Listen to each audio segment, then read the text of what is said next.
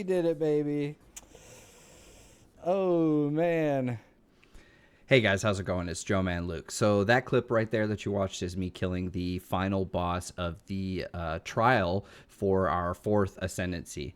So we have all of our Ascendency points, and we are playing Hexblast Blood Mage. And I know what you're thinking. Is the build good? Does it work?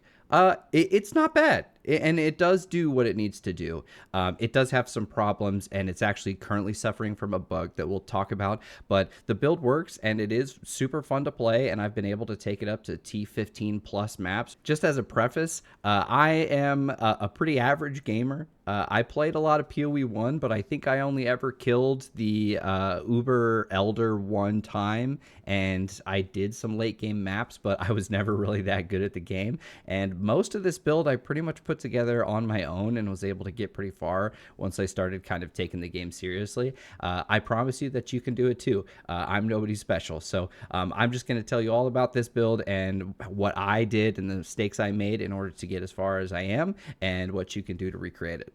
So this is not going to be one of those builds where you run in and one-shot a Pinnacle boss. It doesn't do that kind of damage, especially with the bug that's currently affecting it. But I think that it is capable of doing the Pinnacle bosses with enough investment. It's probably going to be more expensive than other builds, but if you really love Hexblast, I'm here to tell you that it does work and it is possible. So now we're going to go over the skills that we use. If you want some tips and tricks on how to use Blasphemy and Hexblast, I do have another video where I talk about that explicitly, and I go a little bit more in depth as to how the skill works. So I'm going to assume that you already have watched that and kind of skip over the basics. Before that, just because I think I might get some questions about it, if you're wondering what this MTX is, it is the Super Supporter Pack MTX. I knew I was going to get thousands of hours out of the game, and since I'm streaming anyway, I figured I would just give GGG my money. So that's what it's from. It does actually change your walking animation as well as your dodge animation, so it's pretty cool. So if you have the extra cash laying around, it is a fun MTX. All right, so here's the skills that we're currently using. We have Mana Drain, but it's just from our wand. We don't ever really use it, but I suppose you could. A Withered Wand is probably better, maybe. We have Life Remnants, which is from our Ascendency that we'll talk about later. We have Hexblast. I'm currently on a 6th link, but that was just because we dropped a perfect Jeweler's Orb, and so I figured, hey, why not? All we added was +1 level of Chaos skills, which actually wasn't that huge of a damage increase, so you really don't need it. Our primary supports are Inspiration to reduce the mana and life cost, more cast speed, less cast speed but with more damage, and more AoE. So that's Inspiration, Arcane Tempo, Considered Casting, Magnified Effect, and Chaos Mastery as our last one. There will be a link down below for our Maxroll build guide, so you can just go there. If you want to skip through all this BS and just go look at the guide, it's down there. We're using Withering Presence, which is just an AoE that helps wither enemies around us. Honestly, you probably don't even really need it, but it just kind of makes mapping a little bit more smooth. We have some increased mana regen with Clarity and Persistence to give more skill effect duration, which increases the duration of the withered that it applies to enemies around us. So it makes it a little bit easier to stack withered up. We have Blasphemy with Despair and Ritualistic Curse, which increases the AoE. It says that it reduces the delay or increases the delay of the skill from like going off. So normally if you were to cast a hex, it would take a second before it would go off. But if you have Despair in Blasphemy, you don't even need to worry about that because it's active all the time. And the AoE does actually affect it. So if I click here, you can see that our curse radius is 5.5. And then if I go back, it's 6. So it does actually work. It's pretty cool. I would want increased curse effect in here as well. I just didn't have the extra spirit for it. But if we get some spirit on our amulet later, then I can add it back in.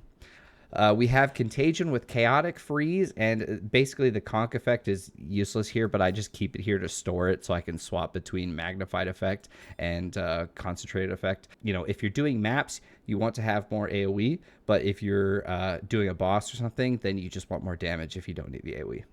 Chaotic Freeze basically just allows you to build freeze up on enemies that are affected by a damage over time.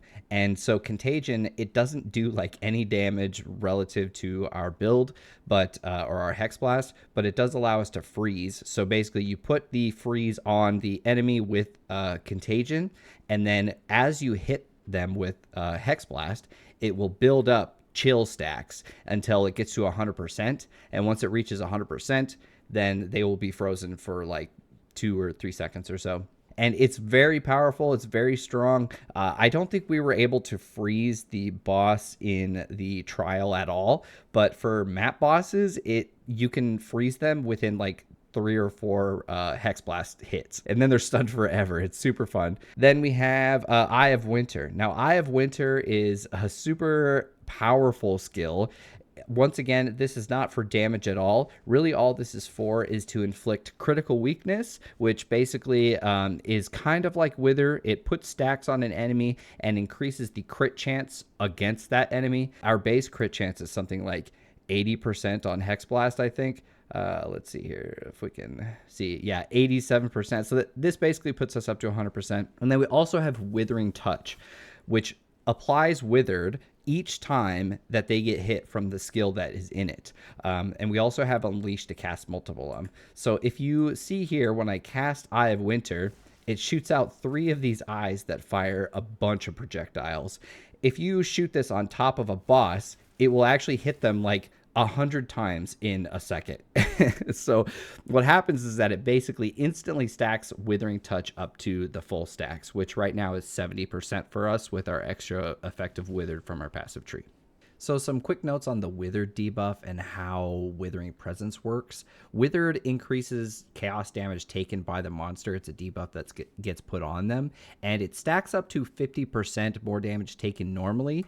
We have some points on our passive tree over here that actually allow us to increase the effect of Withered, or basically increase the number of stacks that they can have. So right now it actually goes up to 70.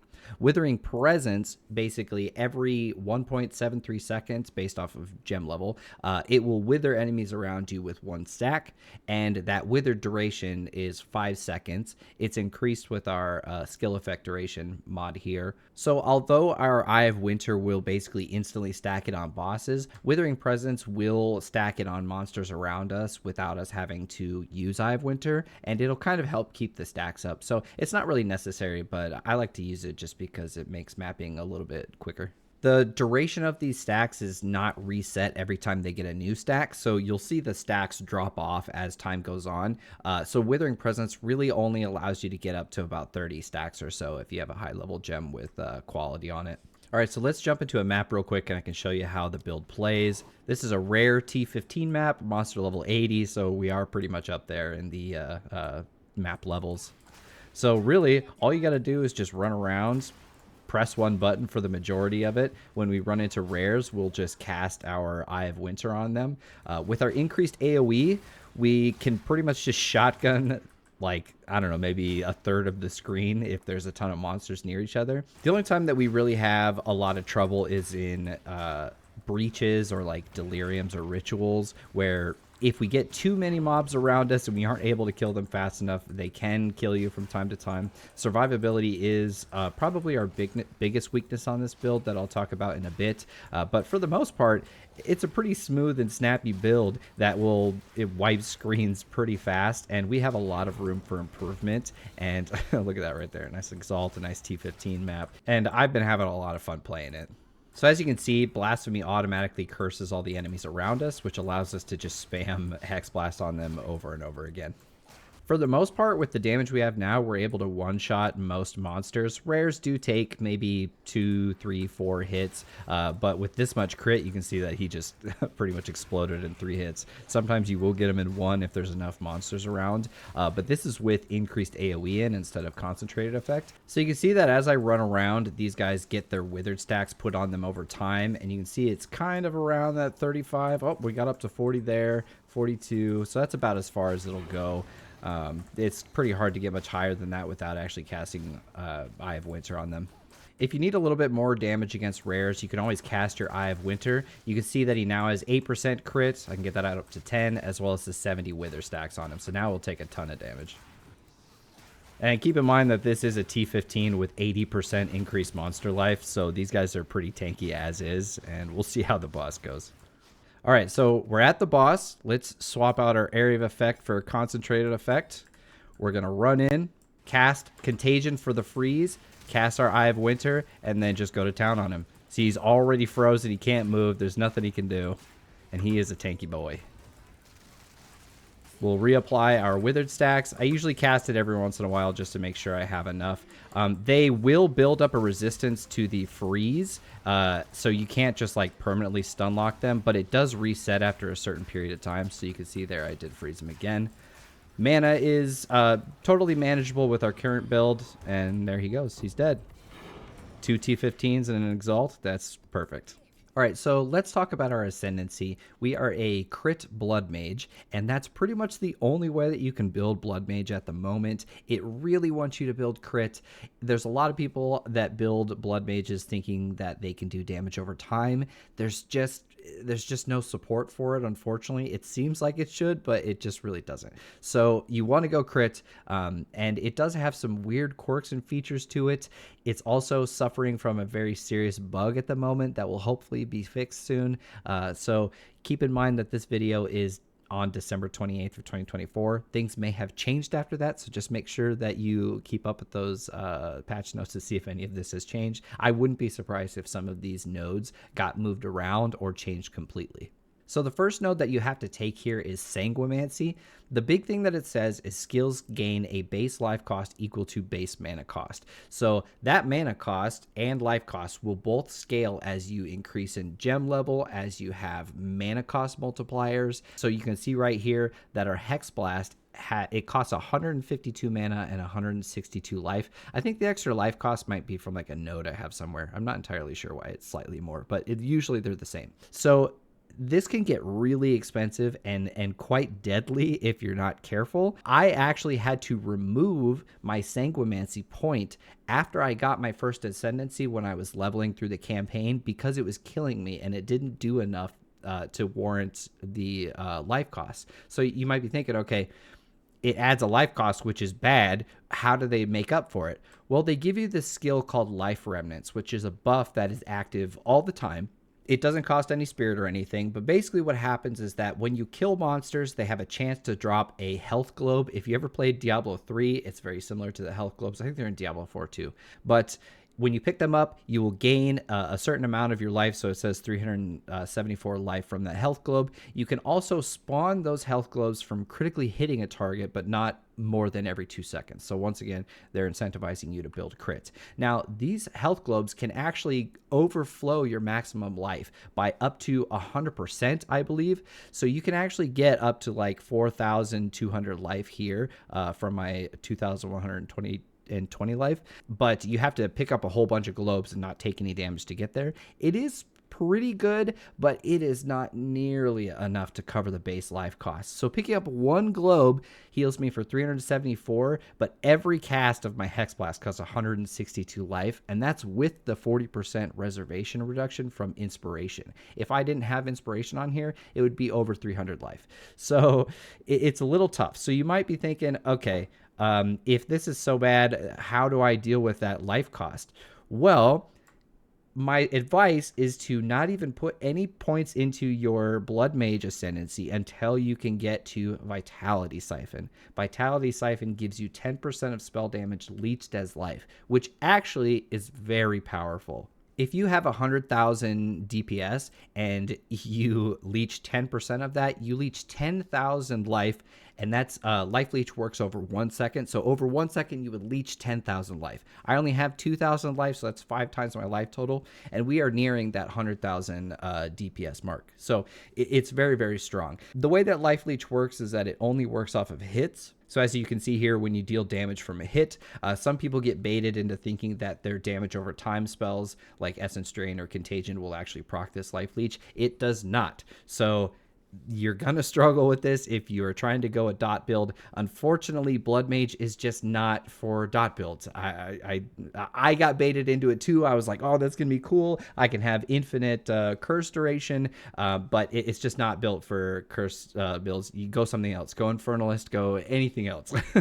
It's kind of unfortunate. If I had to guess, one of the next Ascendancies is going to be for dot builds. I would be very surprised if it wasn't. So just, you know, a hope for that. The actual leech leech occurs over 1 second, which is a pretty short amount of time, but it does get removed if you reach your maximum life total.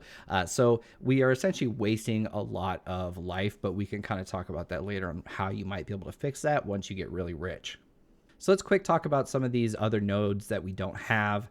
Blood Barbs, you gain 10% of extra damage as physical, and elemental damage also contributes to bleeding magnitude. This is basically useless for our build, so we don't take it. There may be some cool builds that you can make out of this. I don't know. We'll have to see.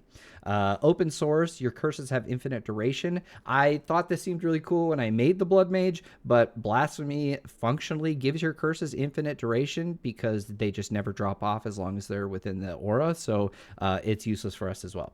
Over here, Grasping Wounds, 25% of life loss from hits is prevented, and then you lose that much over 4 seconds. There was the Petrified Blood skill in POE1 that worked kind of similarly. It's actually fairly strong.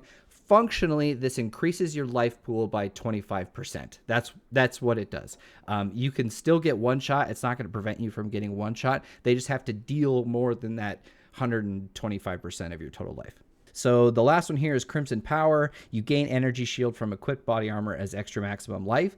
This is okay. You can get body armors with 300, 400, 500 life for reasonable amounts, or energy shield, and that is just like a flat number that goes on top of your life. The only problem with this is that there are not a lot of ways in POE2 to get % more life. So this number just like doesn't scale at all. I think you can get it on jewels and maybe some weird affixes here and there, but not in the amounts that you could in POE1. So it's basically just what you see is what you get. If you can get a body armor with 300 or 400 energy shield and some life on it, then it's okay. These are decent nodes if you're having trouble with survivability. It's not a bad way to go. So, it's kind of up to you. However, the nodes on the other side of the tree are where we want to look.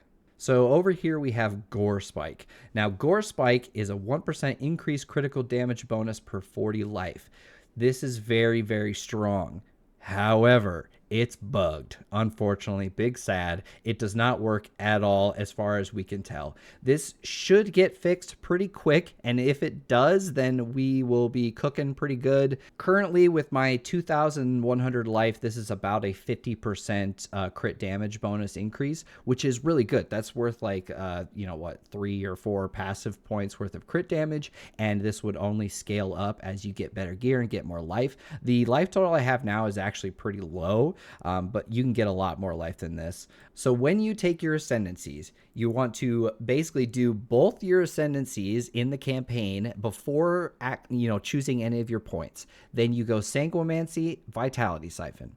When you complete your third Ascendancy, you don't take Gore Spike because it's bugged. It doesn't do anything. Instead, you'll go over here and take Grasping Wounds for that extra survivability. However, once you finish your fourth Ascendancy, we go back, we take Gore Spike, and we take Sunder the Flesh. Even though Gore Spike is bugged, Sunder the Flesh is so good, it's worth taking an Ascendancy point that literally does nothing in order to have. Base critical hit chance for spells is 15%. Normally, the crit chance for spells is 7%. So this increases our base crit chance by 2 times. I went from 30 to 40 crit chance to 80 crit chance after taking this. It's a huge damage increase. It's almost 2 times damage. So basically the way that this works is the base crit chance of your spell or your weapon is then multiplied by all of your crit chance increases and multipliers. So that base chance is actually receiving the increase from all of our passive trees and gear and whatnot. So this is incredibly powerful. It increases your damage by a buttload, but until you can get this by completing the 4th trial, you kind of have to just live with Grasping Wounds, and that's kind of the way that it is. So just a quick note on Gore Spike. The way that this is worded, it says increase critical damage bonus per 40 life. It does not say per max 40 life. So the way that it's worded seems to imply that it's based off of your current life. And I think the idea is that it's supposed to combo with life remnants where you can overflow your maximum life up to 2 times. So I think in theory, you should be able to get twice as much as your max life critical damage bonus if you're using these life remnants properly. But like I said, we won't know until they fix the bug. All right, so next let's talk about our passive tree and the jewels that we have. As of right now, I am level 88 and I have all of my weapon set points. Like I said, you can find the passive tree in the description below on Maxroll. It's a pretty straightforward tree. We just path for damage, mana regen. The mana costs in POE2 are pretty hefty. So you do want to find a way to help deal with those mana costs. Even with our inspiration gem, our mana cost is 152 per cast. So we can only get less than 10 casts before we're going to need to recharge some mana. So having a good mana flask, having some mana regeneration nodes, I have some more up here, is really important. And then there's this one over here. Now, just in the last like 2 minutes, I figured out that reduced mana cost of skills does not affect the life cost on Hexblast. We're also using an item here that I'll talk about in a bit that increases our mana cost. This does not also affect the life cost. However, there are other things in the game that do. So I think either they're bugged or there's something that I'm missing here that makes a difference on whether or not it affects it. So you'll just have to look for yourself and see what affects that life cost and what doesn't. From there, we went for some chaos damage, crit chance nodes where we can, chaos damage, crit chance. Here is the area of effect of curses wheel, which is very good. You do want as much area of effect of curses as you can get in order to increase that blasphemy area up to about the size of your screen. That's kind of what you're hoping for. You want to be able to have every monster you click on your screen be affected by a curse. Because Hexblast, you have to target something. Any more than that, it's going to be pretty much worthless, but it's good to have that, and it's kind of like a layer of defense because it allows you to stand further away from the monsters without casting Hexblast. And this is also kind of a nice node because it gives you increased effect of your curses, which is more damage, and it also hinders them, which reduces their move speed by 15%. So this is a great wheel to have. We got more chaos damage, and then over here is one of our jewels. This was just 1 point for a jewel, so it was an easy take. For jewels, you want to look for crit chance, crit damage bonus, increased area of effective curses, chaos damage, increased AoE. Those are all great. Cast speed, just whatever you can afford. Keep in mind that with jewels, there's like 4 different types of crit like affixes that you can have. You can have crit chance with spells, crit damage with spells. So if you're having trouble finding one, just do permutations of those 4 things. They all affect Hexblast. So if you're using like a melee build, you wouldn't be able to use the spell ones. But if you're using a spell, all 4 of them work. So that makes it kind of easy, but you do have to kind of search through PoE trade for those. Over here, we got more crits, chaos damage, crit. That's kind of the whole thing. We picked up some jewels over here. This one has cast speed, AoE, chaos damage. This one again has crit damage, AoE, effective curses. And this feels pretty good. As you can see, we don't have a lot of defense on here. That's just kind of the way that it is. The defense that we have access to as a life build, you can see that our energy shield is only 400, is pretty low. Do not get baited by these life recoup effects. They are bad currently. Life recoup in PoE2 happens over 8 seconds. So if you have 100% life recoup and you take 90% of your life from a hit, it will take 8 seconds for that 90% life to regen. So 1 Mississippi, 2 Mississippi, 3 Mississippi, 4 Mississippi, 5 Mississippi, 6 Mississippi, 7 Mississippi, 8 Mississippi. That's a long time for 100% of your life. They're just not that good. I don't know, maybe with some increased life recovery rate or something, maybe there's a way to make it work, but I just couldn't find a reason to take it. So, if you're smarter than I am, maybe you can make it work. Now, is this the best tree? I don't know. Probably not. There's probably way better ways to do it. There's probably other things to take, but without path of building, it'll be hard to know. And I'm not a super genius builder. So this one just happens to work for me, and it's gotten me to where I am now. So, you can take it if you want. One quick thing that I know I'm going to get a lot of questions about is Whispers of Doom. You can apply an additional curse. Does this work with Hexblast? No, it does not. I know that the video in the skill description does say that it should work. It does not appear that it currently does. The way that the skill itself is worded seems to imply that it's not supposed to. So either one of two things happened. Either A, it's just bugged and it's not working the way it's supposed to, or B, they actually nerfed it and then just have not updated the video yet. So currently right now, the only reason to take Whispers of Doom is if you want Temp Chains or Enfeeble for a little bit of extra survivability. All right, so let's talk about gear and how my gear evolved and some things that I learned and things that I tried out, because I didn't know a lot of this stuff when I started the character and we kind of just learned over time. So we are using a couple of uniques at the moment. We are using the Cloak of Flame, which converts 40% of physical damage taken to fire, which functionally gives you 30% roughly physical damage reduction. We have no other way to reduce physical damage, and because our life total is so low, physical damage was really tough for us. Now, this has a couple of really cool interactions. First of all, it means that we can stack fire resistance to also increase our physical damage reduction. So if you can get things like this Inferno Clasp that gives plus 5% to max fire res, that'll help you deal with physical damage. Now, the maximum that you can have is 40% physical damage reduction if you had 100%, which is not possible. So you're not getting a ton of physical damage reduction, but you are getting some fire resist and a little bit of phys damage reduction. So it's not too bad. The second thing that it does is it has a unique interaction with the way that physical damage and armor interact with each other, as well as, I think, stun buildup. So 40% of physical damage taken is turned into fire. This actually reduces the physical damage that you take. Armor in Path of Exile 1 and 2 is... it sort of gets worse the larger that the hit is. So this actually reduces the size of the hit by 60 or 40%. So armor becomes more effective if you're using Cloak of Flame. So we want to try and get armor on our other gear. I didn't learn that until fairly recently, so I still have quite a bit of energy shield gear, but we do want to try and get as much armor as possible. That's kind of one of the reasons that we're taking the Inferno Clasp as well. Now, armor is pretty weak in Path of Exile 2. You may have seen some other videos from like Kripparrian and them talking about it. However, armor is not designed to prevent you from getting one-shot by bosses. At least right now, the best thing that it can do is try and prevent lots of little hits from gunning you down. So things like breaches or rituals where you could get hit a lot of times and it's hard for you to stay away from the monsters. A little bit of armor can actually go kind of a long way. So right now we're only at, let's see here, 520 armor. Ideally, I'd like to get that up to, like, I don't know, maybe in the 2,000 range, and then we'd be sitting pretty good. So that's kind of what you're aiming for, just to try and reduce some of those hits from shotgunning you down. But it's definitely not going to stop you from getting one shot by a boss. You'll have to dodge roll and, you know, get good noob.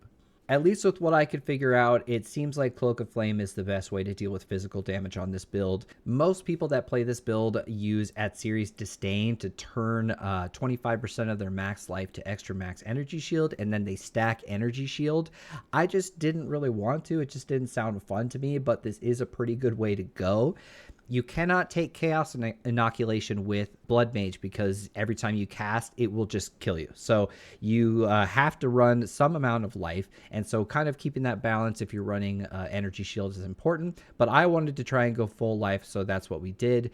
There is a cool, unique chest over here called Couture of Crimson, and that says Life Leech can overflow your maximum life, but reduces your maximum life. This has the potential to be really powerful because it sort of works alongside with your health globes. However, unfortunately, this is bugged. It has this weird interaction where it will turn off your auras, including Blasphemy, and Blasphemy is basically required in order to play Hexblast. So there may be other builds that do not utilize auras that can use this, but as of right now, it's kind of not, we're not able to use it because, you know, it's bugged. For our main armor pieces, we're really just looking for resistances, intelligence, mana, life, and chaos res. Boots, you need 30% move speed, or 25 at least, maybe 20 you can get away with. But movement speed is so powerful. Prioritize that movement speed and resistances, and you can get everything else later. Our helmet, we have life and resistances. So as you can see right now, we have 83 fire res, 86 lightning, 82 cold, and 80 chaos.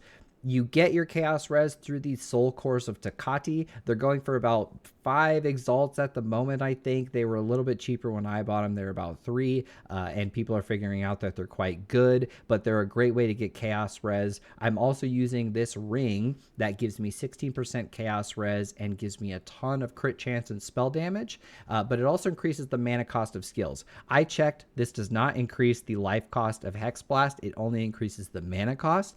I realized that I was able to sustain this, but if your mana costs are too high, you might not be able to.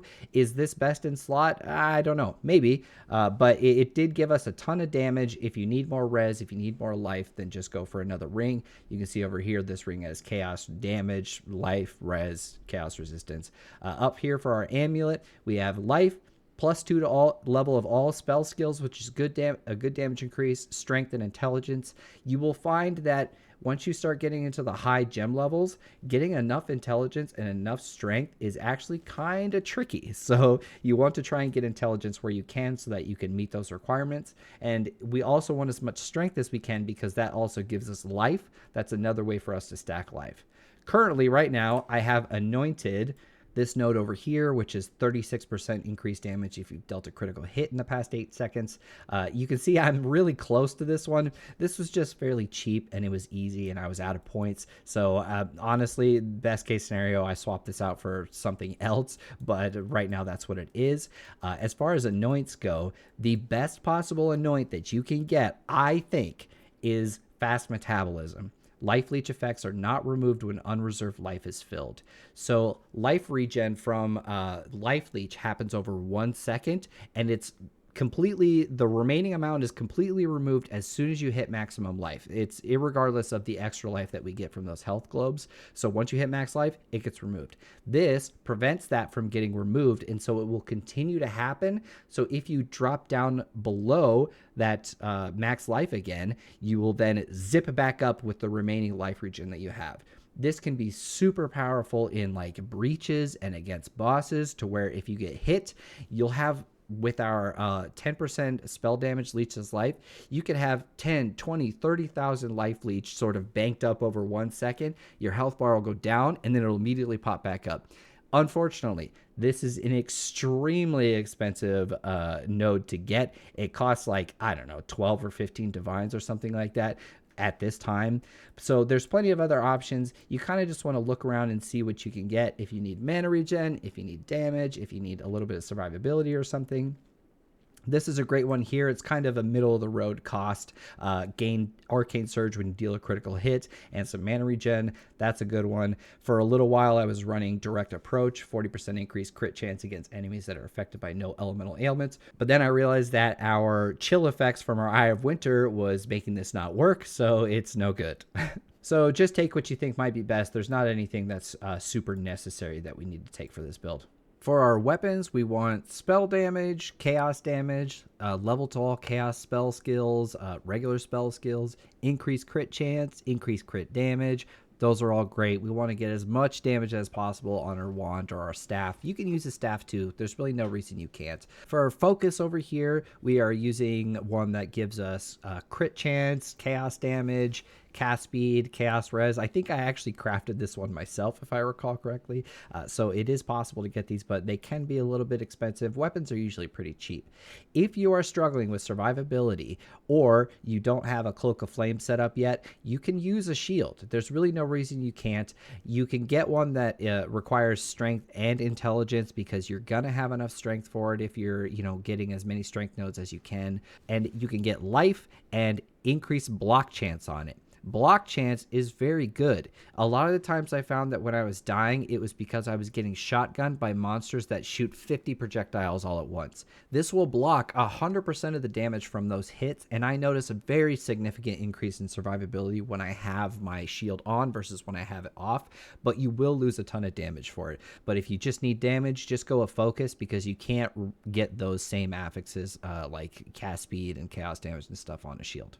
Now, all of these uniques that I have are pretty cheap. They're really not that expensive. Cloak of Flame, we'll see. It's a pretty good chest armor, but I think it's pretty common. So, we'll see how the prices go on those, but they are cheap. Are they 100% necessary? No, you don't 100% need these. When you start to get into the late game and you start to notice that physical damage is killing you, you can get Cloak of Flame, you can get an Infernal Clasp, and those are going to help you. I think it is the way to go in the end, but there's lots of ways to build this, so you do not need them. They are just helpful. If you want to just run a chess piece that has a ton of life on it and some sockets and resistances, that's fine too. That's what I ran for a while until I found the Cloak of Flame tech. Now, I would be doing you a disservice if I didn't mention the Corpse Wade boots. These are very popular boots. A lot of people already know about them, but they are extremely powerful for chaos builds. Essentially, what this does is when you have the boots on, they give you this passive called Decompose that in a very large AoE will detonate corpses into a poison cloud.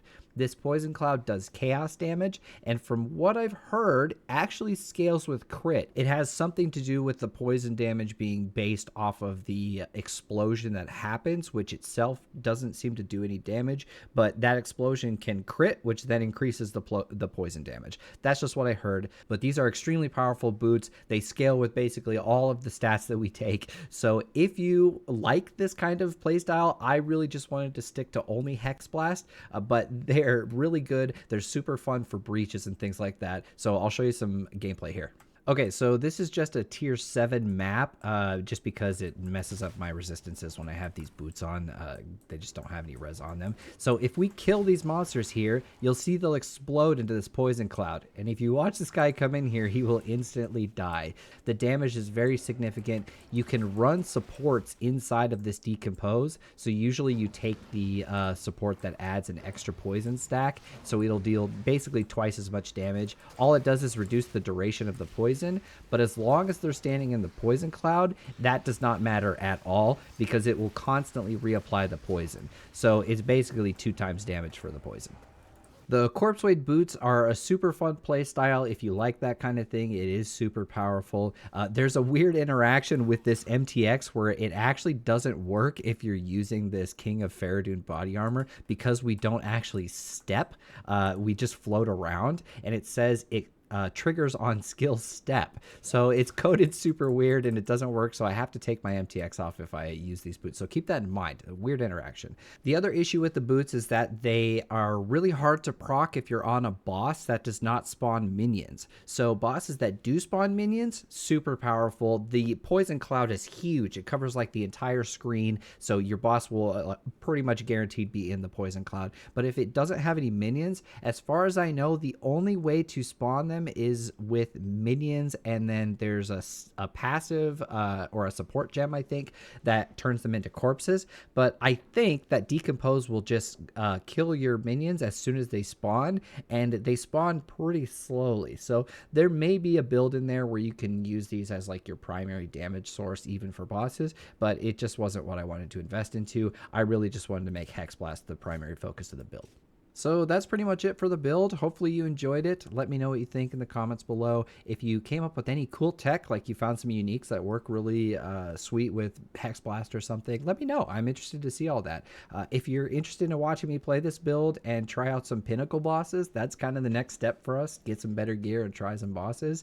Come over to twitch.tv/JoeManLuke. I also stream on YouTube as well. I do a multi-stream, and I do have both chats open, so you can chat in either one. I just have to try and remember to look over at YouTube chat and Twitch chat at the same time. Follow, subscribe if you like this video. I'm trying to release a video every week. I stream on Thursdays and Fridays from about 10 a.m. to about 3 p.m. U.S. Central Time, and I would love to see you there.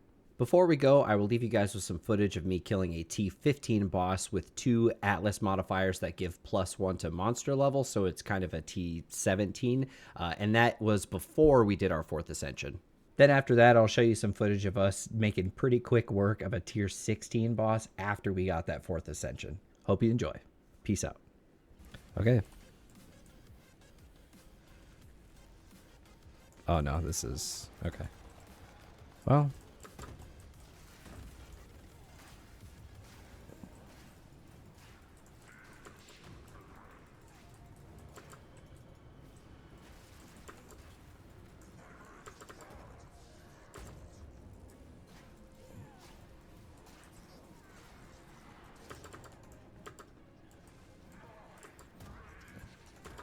Dude.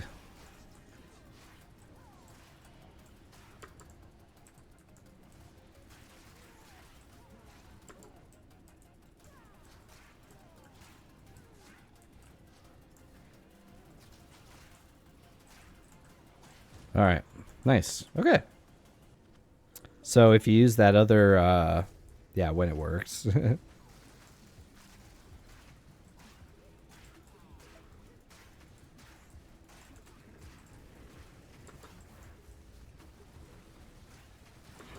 Hey, that ain't bad. We basically just stun locked him.